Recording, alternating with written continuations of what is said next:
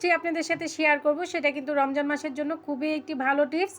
আর বড় মাছ, গরুর মাংস, নুডলস, তারপরে মুরগির গোশত, সবজি যে কোনো খাবারের সাথে এটা দিলে তার স্বাদ আরও দুগুণ বেড়ে যাবে।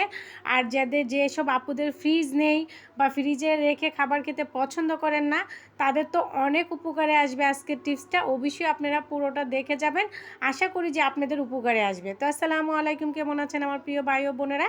আশা করি সকলে ভালো আছেন। আলহামদুলিল্লাহ আমি অনেক ভালো আছি। এখানে আমি 3 কেজি টমেটো নিয়েছি, টমেটোগুলো ভালোভাবে ধুয়ে নিয়েছি। দেখতেই পাচ্ছেন টমেটোর কালারটা কত সুন্দর, একদম লাল টসটসা, দেখি মনে হচ্ছে চোখ জুড়িয়ে গিয়েছে। তারপরে এটাকে আমি গুল গুল করে কেটে নিব। যেটা আমাদের কেটে রেখেছি সেটা একটু কাট করে রাখবো যেন পানিটা এক সাইডে জমা হয়ে যায়। এইভাবে দেখতেই পাচ্ছেন পানিটা কিভাবে সাইডে জমা হয়ে গিয়েছে। তারপরে আমি একটি ট্রেতে এগুলোকে দিয়ে দিব বিছিয়ে। এটি যে কোনো ট্রেতে আপনারা স্টিলের যে ট্রেগুলো হয় সেগুলোতে এভাবে বিছিয়ে দিয়ে দিব। দিয়ে এটাকে আমি রোদ্রে দিয়ে দিব। যেসব আপুরা ছাদে রোদ্রে দেওয়ার ব্যবস্থা নাই বা বারিন্দায় রোদ্রে দেওয়ার ব্যবস্থা নাই, তারা কিন্তু চাইলে চুলার নিচেও দিয়ে নিতে পারেন, কোনো সমস্যা নেই। যদি ছাদে দেন অবশ্যই উপরে পাতলা একটা কাপড় দিয়ে দিবেন, আলোতে এটার গায়ে বালু পড়ে যাবে, তখন খেতে আর এতটা ভালো লাগবে না। তো আমি কিন্তু এটাকে দিয়ে শুকিয়ে নিয়েছি, এভাবে বিছিয়ে দিয়ে শুকিয়ে নিয়েছি। দেখেন শুকানোর পরে মাশাল্লাহ 2 দিন লেগেছে আমার শুকাতে। 2 দিন পরে দেখাচ্ছি আপনাদেরকে কীরকমভাবে শুকিয়ে গিয়েছে, দেখতেই পাচ্ছেন আপনারা। এখন এটা আমি একটি খুচুন বা হাতের সাহায্য উঠিয়ে নিব। উঠাতে একটু ঝামেলা হবে, কারণ শুকিয়ে তো এটা একদম লেগে যায়, তাই উঠিয়ে নিতে হবে, একটু কষ্ট হবে হয়তো উঠাতে।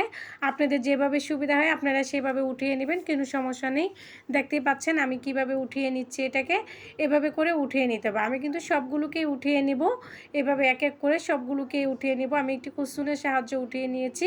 তারপরে দেখেন আমি এভাবে তুলে নিচ্ছি সবগুলোকেই, দেখতেই পাচ্ছেন। আর এটা কিন্তু একদম মচমচা হয়ে গিয়েছে। আর আমি সবগুলোকে তুলে নিয়েছি। আর এটার কিন্তু আরেকটা সুবিধা দিকও আছে, এটা একবার শুকানোর পরে ফ্রিজে রাখার প্রয়োজন নাই, রোদ্রে দেওয়ার প্রয়োজন নাই। যে কোনো একটা কৌটায় ভরে আপনারা সারা বছরের জন্য সংগ্রহ করে রেখে দিতে পারেন। এখন এটাকে আমি একটি ব্লেন্ডার জারে দিয়ে ব্লেন্ড করে নেব।